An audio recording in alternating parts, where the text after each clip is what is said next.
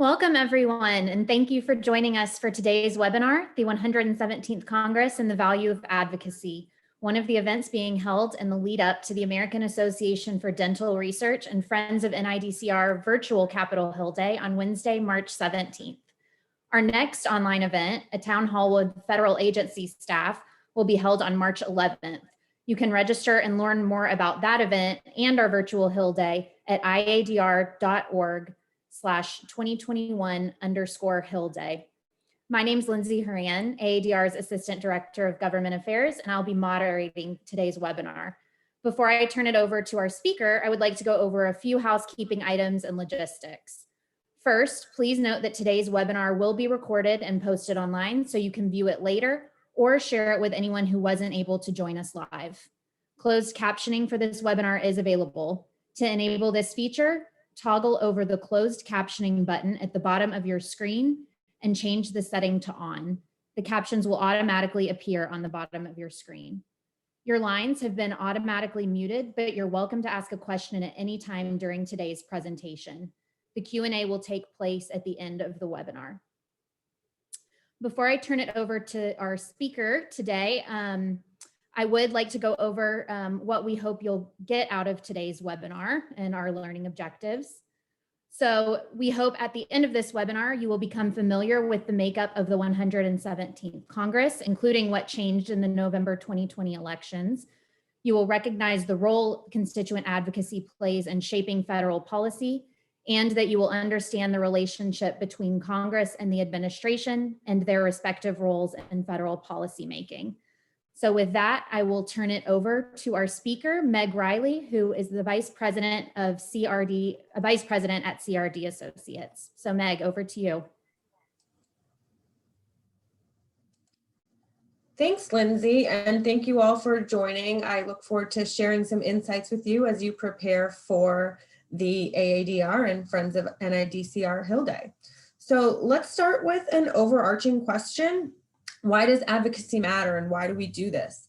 The Constitution grants us all the right to petition our government, and Congress is the one of the three branches of government that exist to debate and pass the laws that govern us. So we petition Congress to prioritize the issues that are important to us. And Congress doesn't exist all alone inside a vacuum. The knowledge that members of Congress need in order to pass laws and fund important programs comes from experts all across the country, and in particular, constituents of representatives and senators, home states, and districts. That's where you all come in, and we'll talk more about how and why your presence, albeit virtual this year, on Capitol Hill matters. And it's cliche to say, but they do work for you. You're the constituent and the folks that they represent. Let's start with a 30,000 foot view of Congress itself. In the Senate, which is known as the upper chamber sometimes, 100 senators represent the 50 states. So each state has two. Senators' role in Congress is to represent the entire state, from the largest cities in their state to the most underpopulated rural areas. So they have to represent everybody. Senators come up for re-election every 6 years on a staggered basis. And when a senator is in his or her off cycle or not on the ballot in a given election year, you may find that they demonstrate a little more freedom in what they support or how they vote. So that's interesting to watch. In the House of Representatives, there are 435 members who have voting privileges and 6 non-voting delegates. Members of the House represent geographical districts within states that are based on population. House districts may skew in a certain demographic direction, and that might have an impact on a member's priorities in Congress. Every seat in the House faces an election every 2 years. So whenever we have a federal election in all of the even years, every single one of those 435 states and the delegates are up for election. In both the House and the Senate, members are divided in committees and subcommittees, which have jurisdiction over particular areas of government. Let's take a look at the 117th Congress, which just opened up this past January. The 117th Congress is the most racially and ethnically diverse class of legislators in history, surpassing the previous Congress, which at the time was the most diverse. So we're seeing a trajectory towards diversity and representation up on Capitol Hill. We can take a more in-depth look at the House of Representatives first. There are 61 freshman members of the House of Representatives. That means almost 15% of the House has no experience in the federal legislative process. So this can be a great opportunity for advocates, because often a freshman representative, they're just getting their start on the Hill. They're looking for places to stand out. They're looking for policies to champion. If you meet with them early, you can invite them to champion your cause, and perhaps in doing that, you'll recruit a long-term champion. So let's take a pause for a second and sort of see if we know, for members of the audience, how many are represented by freshmen. So let's show the first poll question. And this can apply to your senator or representative. So answer yes if your member just was elected for the first time this past November.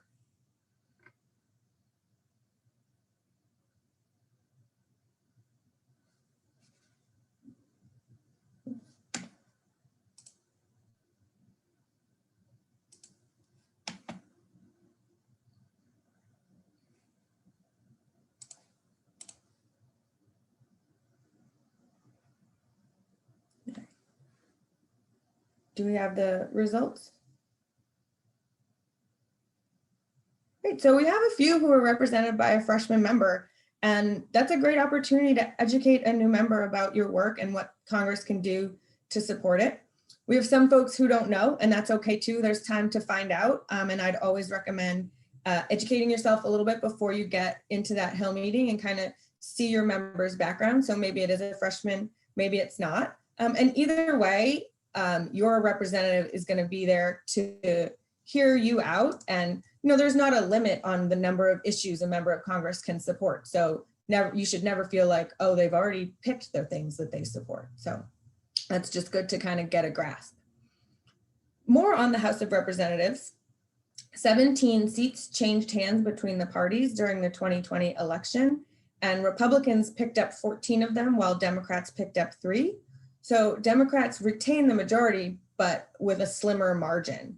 And so the slimmer margin means it's going to be more difficult for Speaker Pelosi and the Democratic leadership to bring stuff to the floor and advance legislation. There's very little room for error. The Speaker's agenda is going to have to appease both the centrist and liberal wings of the Democratic Party, as well as everyone in between, and ideally attract bipartisan support from the Republican side of the aisle. So there's very little wiggle room in moving stuff through the House this time.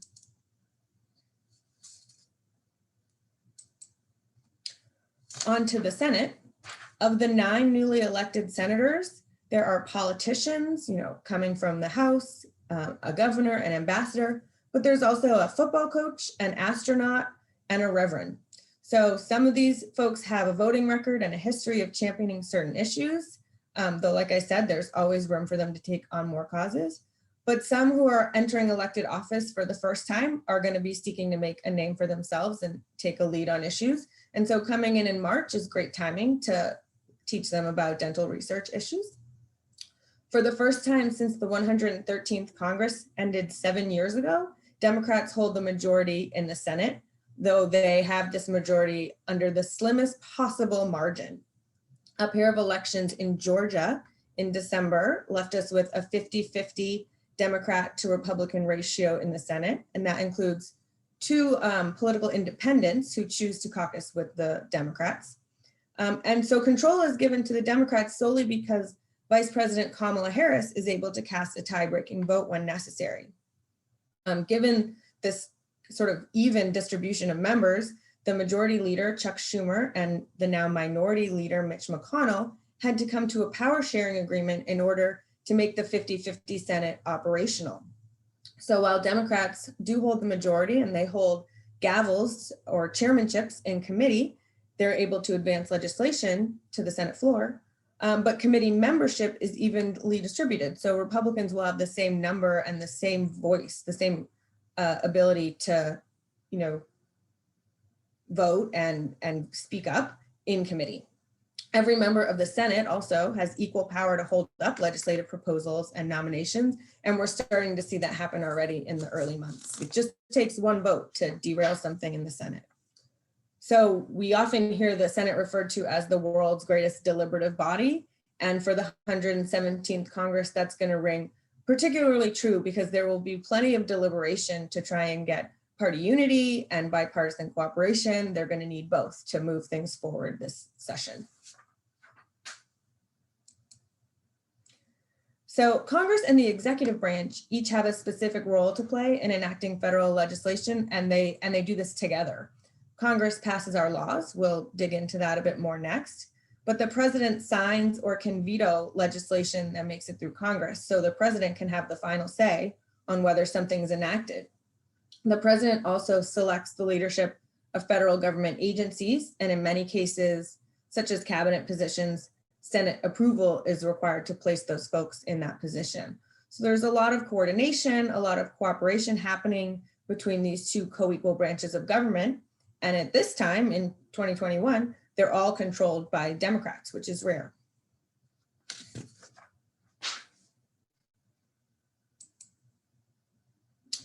How does a bill become a law? Well, if Congress does it by the book, they follow a very specific set of steps. In practice, that can get a little messier, but let's walk through the sort of by the book process. A bill is introduced in Congress. Many of you may recognize Bill here from the classic Schoolhouse Rock educational series. Once it's introduced, the relevant subcommittees will hold hearings to learn from subject matter experts, and they'll hold a markup, which is a meeting of the subcommittee to debate and amend a piece of legislation before reporting it up to the full committee. Next, the full committee holds a markup and reports the bill to its respective chamber, either the House or the Senate.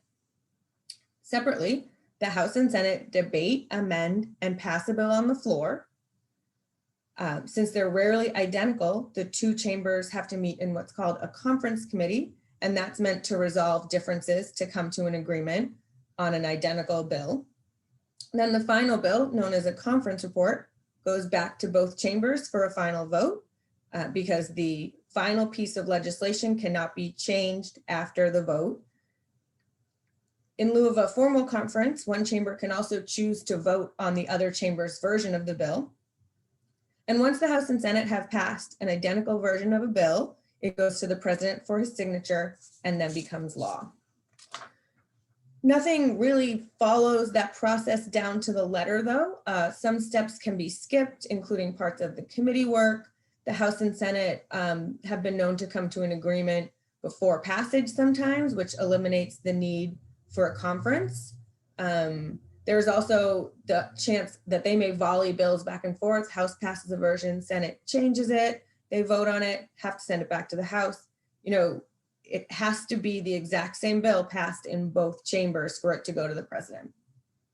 And then often there might be limited or no opportunity to amend a bill. It's very important as an advocate to be nimble and to just follow the process along as Congress sort of works within its own structure and modifies its rules as they go. Three things must always happen for a bill to become a law. It must pass the Senate and the House and be signed by the president. There are two types of legislation: authorizing legislation and appropriations legislation. Authorizing legislation creates, expands, or changes federal policies and programs, or alters government functions and responsibilities. The word authorizing also refers to Congress providing the, quote, authorization to spend money on a particular program or initiative. But just because Congress authorizes spending does not allow that federal spending to happen. So it can be tricky and you can be fooled by it, but just because you see a bill pass that's, for instance, authorizes funding for medical research, if that isn't followed by an appropriations bill, the money is not spent on research. So moving to appropriations, Congress has what we call the power of the purse. And that means they're the branch of government that determines how funding is spent. For that, they use appropriations. Appropriations legislation provides budget authority to federal departments and agencies and specifically allocates federal spending, even down to the dollar. The appropriations process occurs every year with the fiscal year beginning October 1st and ending on September 30th. If Congress misses that deadline, they have to enact a temporary continuing resolution to extend funding at its current level, or they risk a government shutdown. So we'll often see towards the end of a fiscal year, a series of more temporary spending bills that get us to a point in time where Congress can pass a more comprehensive bill. So you'll be discussing appropriations when you have your Hill Day meetings. So let's focus there. The chart you're seeing on the slide is a version of the legislative process we just talked about. And just like the legislative process, things may be modified and adjusted as Congress moves through it in real time. So again, it's important to be nimble with our advocacy. But we'll go with this timeline and talk about how it's supposed to work first. The president releases a budget in February, and that's a non-binding proposal that maps out the executive branch's budget preferences. In the spring, the House and Senate each pass a budget resolution, which set the parameters for the rest of the appropriations process. The House and Senate budget resolutions are also non-binding. The House and Senate Appropriations Committees do the hard work after that. The committees decide how much money to allocate for each of 12 subcommittee jurisdictions, each covering federal spending for a number of federal departments and agencies. And in the spring and early summer, each of those 12 subcommittees in both the House and the Senate hold hearings, draft a bill, and hold a markup. Once a subcommittee passes a bill, it moves to the full committee for consideration and then to the House or Senate floor. And it can be amended by committee members along the way and by other members of Congress during floor debate. Conference committee follows, and the president must sign the final bill, ideally by the end of the fiscal year on September 30th. Now, in the real world, a lot of these steps can be delayed or changed. For instance, in the first year of a presidential administration, like we're in right now, the president's budget is delayed. President Biden has not been in office long enough. He doesn't have all of his leadership in the administration in place to be able to determine budget priorities across the entire federal government. So Congress must begin the process without seeing the blueprint from federal departments, and they will see that later, and it will kind of play a role at the time that it's eventually released, which may be later in the spring. This the appropriations process is annually one of, if not the top priority in Congress, but urgent activities come up that can throw a wrench into the process as well. So this year, Congress is moving what's called a budget reconciliation process that is meant to provide COVID relief.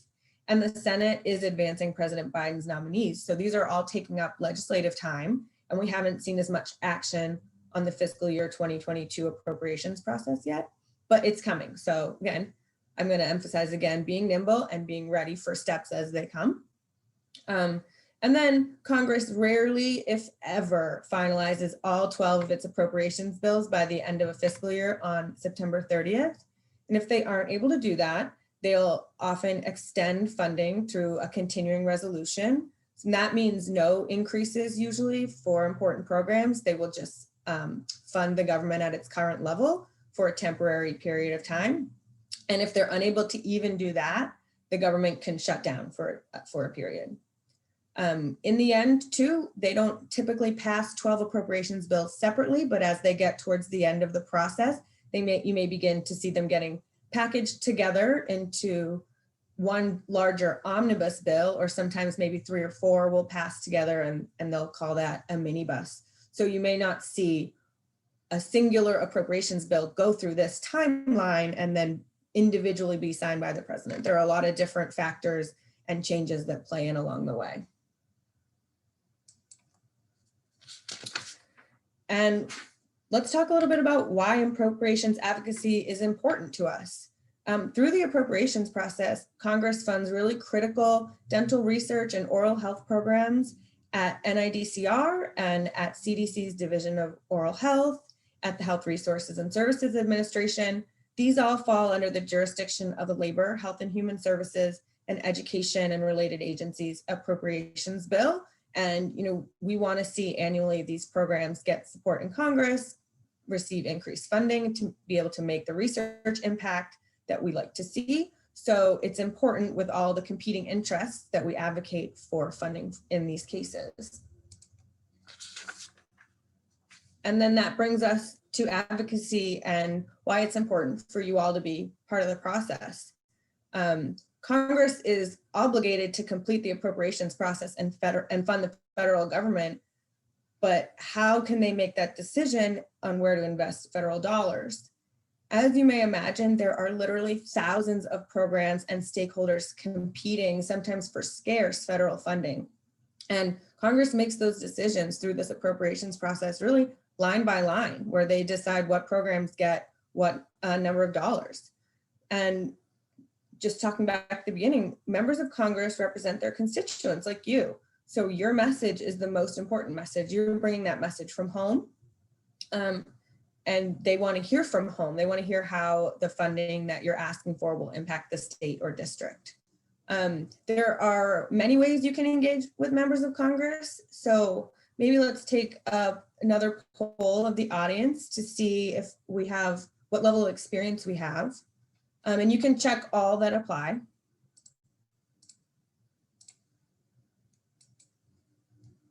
And I'll give it a second for the results. And while we wait, I would just say, anytime there's an opportunity to interact with your member of Congress, it's really important to share your own story and your own experience seeing the impact of what happens in Congress down on the ground. So if we can, great. Well, this is great. It looks like everyone's had some kind of interaction, or we have a lot of interaction, I should say. But whether you're an experienced advocate or a newcomer, one thing is always going to be true, that you're the subject matter expert. So tell your representatives why they should invest in dental research. And if you have a personal story about the research you're doing, or an experience that can relay how a grant has made a difference at your institution, definitely share it. Those institutions are in the representative states, they're in the districts, and they want to hear about successes and discoveries. The more you can make the connection between what these funds and programs do back home, the more likely that members of Congress will prioritize your ask. And I think that sums it up for the presentation. So I can take some time to turn it back to Lindsay so we can answer your questions.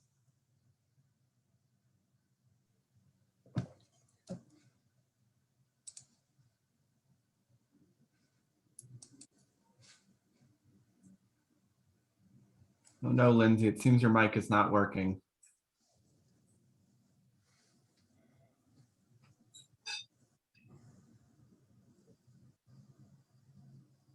The Appropriations Committee, is it still useful to meet with them about federal funding issues? Thanks, Lindsay. I think we might have not caught the beginning of the question. So what I think you're asking is, if someone's member of Congress is not on the Appropriations Committee, is it still useful to have this meeting about federal funding issues? Correct. Okay, great. And to that, I would say definitely yes. Every member of Congress, no matter what their committee placement, has a voice in the Appropriations Committee. And there's a system set up within Congress for all members to share their priorities with each of the 12 subcommittees. So every member of Congress is collecting that information from their constituents and passing on, like ranking them, frankly, and passing them on to the committee. So we want to make sure that as many folks hear from AADR as possible, and potentially include those when they make their requests. It's the groundswell of support and the volume of member requests that really helps move the committee towards their own decision. So absolutely, yes, you should meet with your member, whether they're a freshman on completely unrelated committees or they're the most senior ranking person on the Appropriations Committee. It's important. Thank you. Yes, and what I was saying at the beginning is I have received a variation of that question where members have asked, my member of Congress is always really supportive of research issues. Is it still worthwhile to meet with them? And I would answer the question the same exact way, especially because AADR members are really the ones pushing the funding request for NIDCR. I would argue that we're among their greatest advocates in Congress. So certainly really important to do that. I had another question come through. It appears that earmarks will be making a return. I seem to understand that many staffers and freshman members of Congress may not have experience with this mechanism. How will earmarks be used in 2021? So that's a great question, but we can't fully answer it yet. We haven't heard confirmation yet that earmarks will definitely be back on the table. So we're waiting to hear the final decision there. And then once that comes through, I think we'll be able to show how they work. One thing that I believe has been made public is should earmarks be made available, they'll only be available for nonprofit entities rather than for-profit companies. So there's definitely going to be some limitations on earmarks that may not have been in place the first time around, or historically before they went out of favor. But it's a really good question because earmarks can be an important way for a member of Congress to direct spending back to important causes in their own district. And I think as we see whether or not earmarks do roll back out again, it'll be important to be aware of what those guidelines are. And yes, that's a good point. Freshman members will not have experience with this process yet, but there are plenty of members who won't have experience either because they went offline around, I think, 2010. So it's been about a decade without earmarks. So there'll be a steep learning curve for all of us. Great. And then we had another question come through. When will we know if our advocacy is successful? Clearly, we have this Hill Day coming up on the 17th. The appropriations timeline's often in flux, particularly with this new administration. When will advocates be aware if their advocacy has been successful? That's a great question because there are steps along the way where you'll be able to kind of gauge your success. And first of all, it's going to be successful just by having these conversations and raising awareness of the issue. But if you're speaking like, when will we find out if there's increased funding for NIDCR? The first step you'll want to look for is when the Appropriations Committee releases their draft bills that they review in committees. That will show at least the original proposed funding level for your asks. And then we'll, watch that bill as it moves along the way to different steps. You'll want to see when it passes the House floor. Same thing over on the Senate side. September 30th is an important date because that is the end of the fiscal year. So check in around then to find out, is Congress, are they done funding the labor HHS bill, or will they pass a continuing resolution? The final bill where you'll see final funding levels likely will be sometime between September 30th and the end of the calendar year, which is, that's a 3-month span, but Congress really most often finishes appropriations before the end of the calendar year versus the end of the fiscal year. And that's also a really important time for advocacy too, because it's important to voice to Congress that continuing resolutions do not benefit the important research and oral health programs that are taking place. We want to see a final bill and one that has increased funding. So watching during that period of time is going to be most important. Absolutely. And then the final question I've received, unless we will monitor for more that may come through, but Congress is working on a large spending bill right now. What is the difference between that and the appropriations process that you were describing earlier?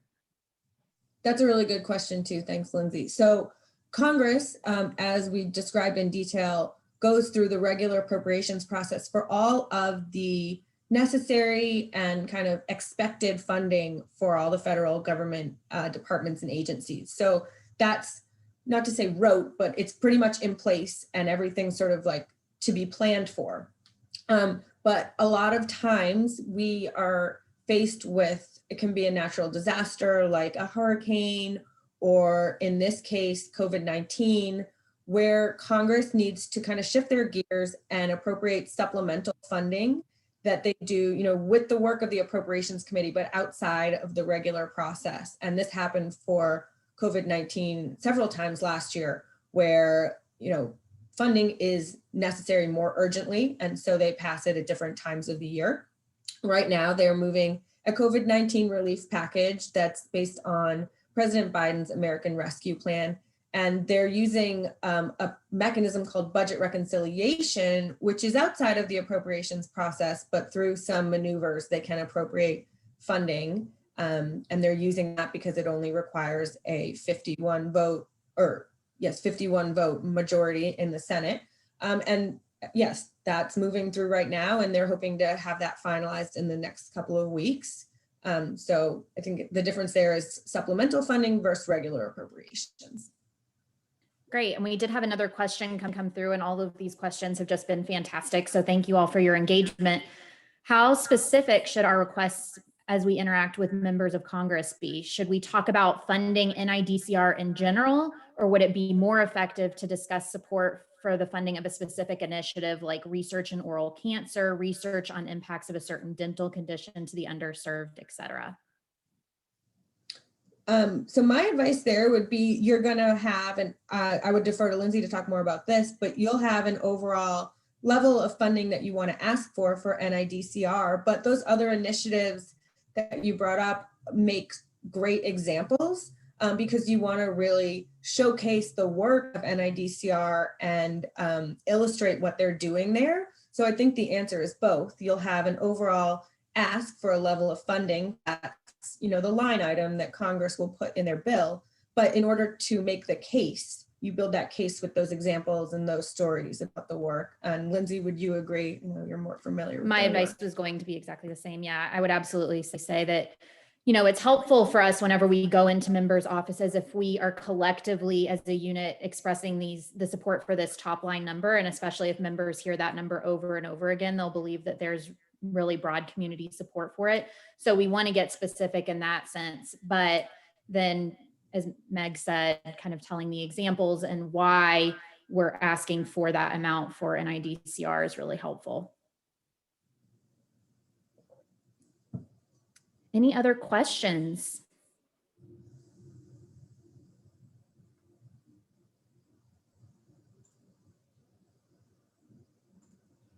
Well, certainly if you have any other questions, you are more than welcome to email either me or Meg. I've included my contact information here, but I'd be happy to pass along any questions that are directed at Meg to her, and we'll be sure to get back to you. As I mentioned at the beginning of the webinar, this is one of the educational events that we're hosting in the lead up to our Hill Day on the 17th. The next one is going to be a virtual town hall with federal agency staff. We've confirmed NIDCR Director D'Souza will be involved, and we are working to get someone from the CDC Division of Oral Health, TBD there. So I hope you'll be able to join us for that as well. It will be more of an informal discussion. We'll hear from the agency staff about opportunities and challenges that they see in 2021, as well as activities and initiatives of the agencies. And then we'll open up the floor for a broad Q&A. So we hope you'll be able to join us for that. If you haven't registered for Hill Day but would like to do that, please shoot me an email and we'll see if we can get you registered. But otherwise, thank you all so much for taking some time to join us today. Thank you, Meg, for that presentation. I thought that was excellent. And again, if you have any questions, please don't hesitate to reach out to us. Thank you all. Thanks, Lindsay. Thanks, everyone.